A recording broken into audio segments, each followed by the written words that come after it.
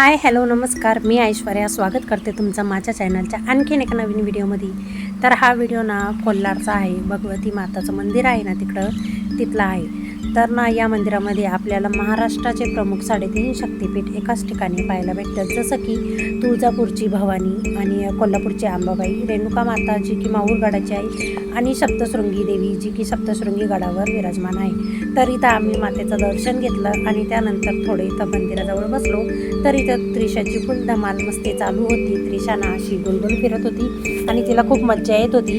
तर ना या मंदिरात तुम्ही कधी आलेले आहे का हे कमेंट करून नक्की सांगा. आणि ना आत्ता कसं चैत्र महिन्याच्या नवरात्र चाललेले आहे ना, ते इथं खूप जोरदार असा उत्सव चालू राहतो मातेचा.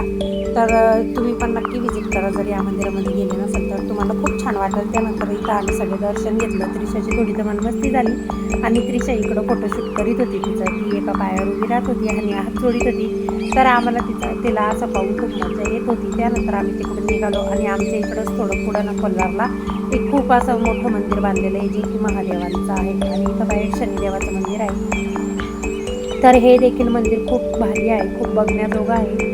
खूप मस्त असं मंदिर बांधलेलं आहे. तर या मंदिरात पण नक्की व्हिजिट करा तुम्ही कोल्हारला आल्यावर.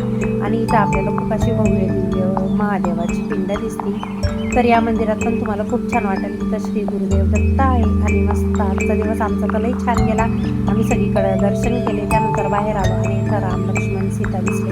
तर चला आजच्या व्हिडिओमध्ये एवढंच. बाय.